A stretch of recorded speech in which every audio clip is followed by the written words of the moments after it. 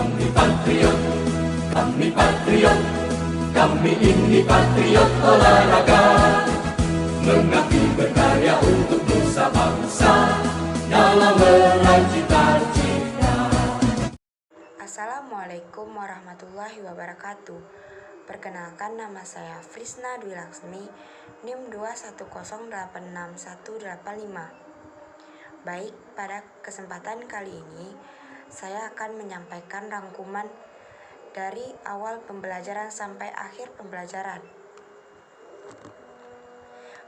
Baiklah, materi pertama yaitu tentang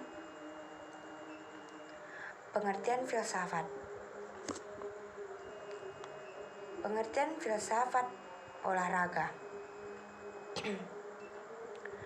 adalah bidang studi filsafat yang berupaya menganalisis secara konseptual masalah-masalah olahraga sebagai aktivitas manusia. Yang kedua, ruang lingkup kajian filsafat olahraga. Ruang lingkup filsafat adalah segala sesuatu lapangan pikiran manusia yang amat luas. Segala sesuatu yang mungkin ada dan benar-benar ada atau nyata, baik material, konkret maupun non-material abstrak atau tidak terlihat. Yang bagian 3 yaitu sejarah perkembangan filsafat. Yang pertama, zaman Yunani kuno, 6 sebelum Masehi sampai setelah Masehi. Kelahiran pemikiran filsafat diawali pada abad ke-6 yang ditandai oleh runtuhnya mite-mite dan dongeng-dongeng yang selama ini menjadi pembenaran setiap gejala alam. Yang kedua, zaman pertengahan, yang mana 6 Masehi sampai 16 Masehi. Pada masa pertengahan ini terdapat periode yang membuat perkembangan filsafat tidak berlanjut, yaitu pada masa skolastik atau Kristen. Hal ini dikarenakan pihak gereja membatasi para filsuf dalam berpikir, sehingga ilmu pengetahuan terhambat dan tidak bisa berkembang.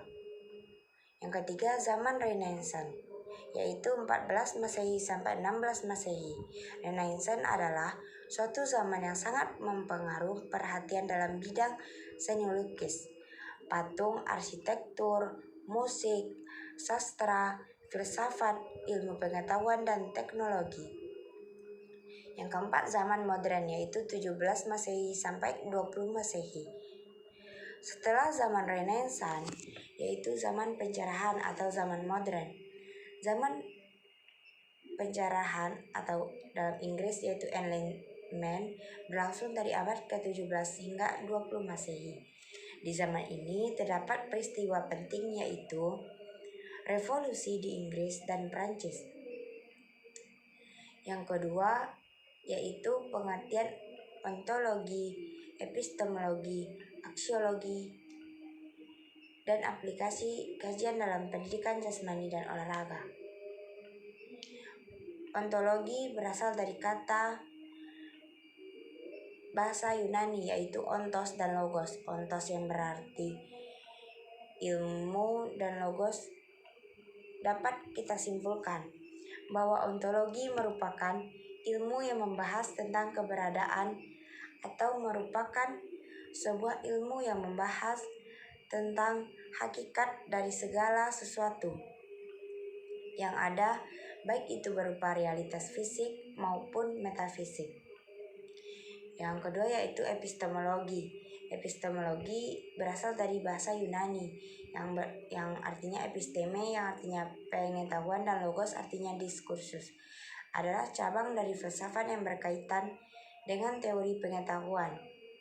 Epistemologi mempelajari tentang hakikat dari pengetahuan, justifikasi, dan rasionalitas keyakinan. Aksiologi adalah istilah kata yang berasal dari bahasa Yunani yaitu axios, nilai, dan logos yang berarti ilmu. Yang dalam teoritis, nilai adalah studi filosofis tentang kebaikan atau nilai dalam arti terluas dari istilah-istilah ini. Gerakan-gerakan aksiologis muncul dari metode fenomenologi para aksiolog, berusaha untuk mencirikan gagasan nilai secara umum, di mana nilai moral hanyalah satu, spesies. Materi yang ketiga yaitu aliran-aliran filsafat, yang mana pengertian rasionalisme. Rasionalisme adalah aliran filsafat ilmu yang berpandangan bahwa otoritas rasio atau akal adalah sumber dari segala pengetahuan, dan rasionalisme atau gerakan rasionalis. Rasionalis adalah doktrin filsafat yang menyatakan bahwa kebenaran haruslah ditentukan melalui pembuktian logika dan analisis yang berdasarkan fakta, daripada melalui iman dogma atau ajaran agama yang sebenarnya pengertian empiris adalah suatu aliran dalam filsafat yang menyatakan bahwa semua pengetahuan berasal dari pengalaman manusia. Empirisme menolak anggapan bahwa manusia telah membawa fitrah pengetahuan dalam dirinya ketika dilahirkan. Empirisme lahir di Inggris dengan 3 eksponennya adalah David Hume, George Berkeley, dan John Locke. Ajaran empirisme memberikan kebimbangan kepada sains dan agama pada zaman modern filsafat, sehingga dapat diasumsikan mengecilkan peranan akal. Materi yang keempat yaitu pengertian sejarah filsafat. Sejarah filsafat masa periode Yunani Romawi, yaitu yang pertama filsafat Yunani. Orang Yunani yang hidup pada abad ke-6 sebelum Masehi mempunyai banyak sistem kepercayaan bahwa segala sesuatunya harus diterima sebagai sesuatu yang bersumber pada mitos atau dongeng-dongeng, yang berarti suatu kebenaran lewat akal pikir atau logis tidak berlaku. Yang berlaku hanya suatu kebenaran yang bersumber dari mitos atau dongeng-dongeng, dan juga mengembangkan kepercayaan dunia barat tentang tubuh dan pendidikan jasmani karena pengaruh Yahudi dan Fenisia.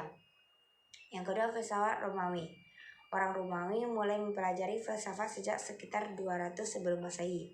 Ketika itu bangsa Romawi menaklukkan Yunani, karena itu banyak prajurit dan jenderal Romawi yang melakukan kontak dengan para filsuf Yunani.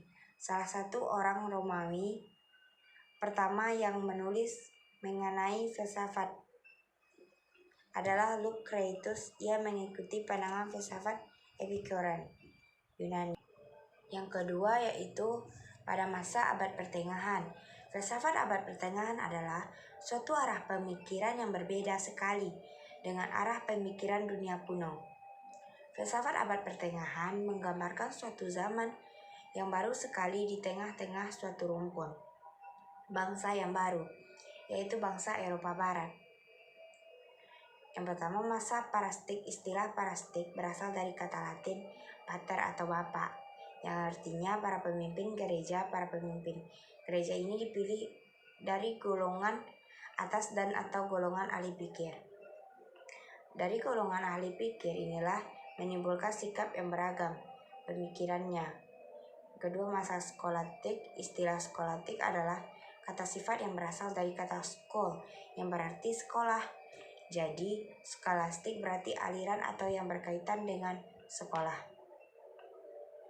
Perkataan skolastik merupakan corak khas dari sejarah filsafat abad pertengahan. Yang tiga, masa modern dan masa postmodern. Selanjutnya yang kelima yaitu tentang konsep jiwa dan raga.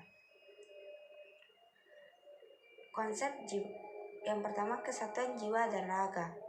Para filsuf dan para ahli ilmu faal atau fisiologi mempelajari tentang jiwa, sehingga psikologi dianggap sebagai bagian dari kedua ilmu tersebut. Selain pengaruh dari ilmu faal, Psikologi juga dipengaruhi oleh satu hal yang tidak sepenuhnya berhubungan dengan ilmu kedokteran, yaitu hipnotisme. Paracelsus pada tahun 1493 sampai 1541, seseorang ahli mistik menunjukkan bahwa dalam tubuh manusia terdapat magnet yang sama halnya dengan bintang-bintang dapat mempengaruhi tubuh manusia melalui pemancaran yang menembus angkasa. Kata badan sering pula diganti dengan kata raga, seperti yang nampak dalam kalimat berkorban jiwa dan raga demi membela tanah air dan bangsa. Dalam kalimat tersebut tersimpul adanya konsep kesatuan antara jiwa dan badan atau raga. Jika seseorang mati, maka badan akan dikubur dan hancur berkalang tanah. Yang bagian 2, tubuh manusia adalah tubuh sekaligus jiwa. Tanpa jiwa, ia bukanlah manusia, melainkan hanya mesin biologis. Tanpa tubuh, manusia juga tidak menjadi manusia, karena ia hanya identitas imaterial yang mengambang tanpa basis empiris. Menurut Hoffman, di dalam pengantarnya untuk buku itu, yaitu buku Samuel Todes, menolak dua asumsi yang banyak berkembang di dalam filsafat. Yang pertama adalah asumsi bahwa penafsiran manusialah yang membentuk realitas. Realitas tidaklah memiliki identitas pada dirinya sendiri, yang berdiri mandiri dari pikiran manusia. Oleh karena itu, tidak ada data ataupun fakta yang telah terberi karena semuanya merupakan hasil dari penafsiran manusia. Ketiga, contoh dalam aktivitas olahraga. Itu kesehatan adalah keadaan sejahtera dari badan, jiwa, dan sosial yang memungkinkan setiap orang hidup produktif secara sosial dan ekonomis.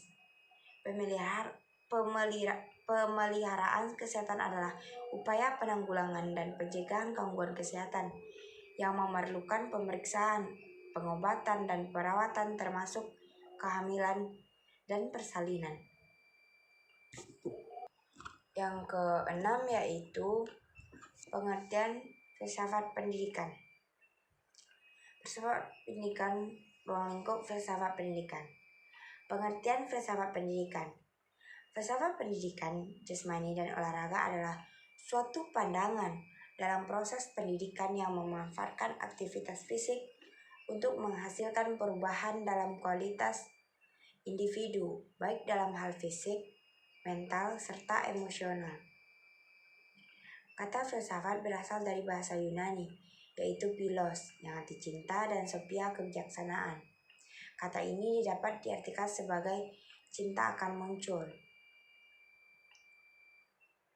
Selanjutnya, filsafat bermula di Yunani lebih dari 2500 tahun yang lalu.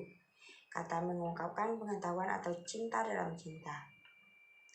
Kedua, ruang lingkup atau objek filsafat pendidikan secara umum adalah segala hal yang menyangkut permasalahan kehidupan manusia, namun jika dijabarkan secara mikro atau khusus, maka objek filsafat pendidikan melingkupi beberapa hal di bawah ini, yaitu merumuskan sifat hakikat pendidikan atau the nature of education secara tegas. Yang ketujuh yaitu play and game. Play yang artinya bermain merupakan suatu perbuatan atau kegiatan sukarela yang dilakukan dalam batas-batas ruang dan waktu tertentu yang sudah ditetapkan menurut aturan yang telah diterima secara sukarela, tapi mengikat sepenuhnya dengan tujuan dalam dirinya disertai oleh perasaan tegang dan gembira dan kesadaran. Bermain atau play adalah fitrah manusia yang hakiki sebagai makhluk bermain atau homo ludens. Bermain suatu kegiatan yang tidak berpretensi apa-apa. Dalam bermain terdapat unsur ketegangan yang tidak lepas dari etika, seperti semangat gedor fair play yang sekaligus menguji ketangguhan, keberanian, dan kejujuran pemain. Walau tanpa wasit pun, permainan anak-anak terlihat belum tercemar. Yang kedua, game atau permainan. Game merupakan bagian dari play, permainan yang sudah dibatasi oleh suatu peraturannya, yang dikembangkan untuk ditaati agar permainan tersebut bisa berjalan dengan aman dan adil. Selanjutnya yaitu yang ke-8, mengetahui dan memahami hubungan play, games, and sport atau relevasi yang tadi. Pengertian sport atau olahraga telah ada sejak zaman nenek moyang kita dahulu. Seiring dengan pertumbuhan usia bumi, ini olahraga juga mencatat sejarah yang cukup panjang. Hadirnya berbagai olahraga baru turut mewarnai kehidupan manusia di muka bumi ini. Olahraga merupakan aktivitas yang melibatkan otot-otot besar dalam tubuh. Setidaknya kita menggunakan 40% dari otot-otot besar tersebut dalam melakukan suatu permainan atau pertandingan ataupun aktivitas olahraga. Selanjutnya relasi play, game, and sport. Menurut Edwards tahun 1973, pengertian olahraga bergerak dari pengertian yang luas, meliputi play, games, dan sport. Play mempunyai karakteristik satu, bebas, sukarela, dan tanpa paksaan dalam berpartisipasi. Yang kedua, aktivitas bermain terpisah dari pembatasan ruang dan waktu. Yang ketiga, hasil dari aktivitas bermain adalah sesuatu yang tidak diketahui atau direncanakan sebelumnya. Yang keempat, aktivitas murni, bermain tidak produktif atau tidak menghasil nilai yang permanen.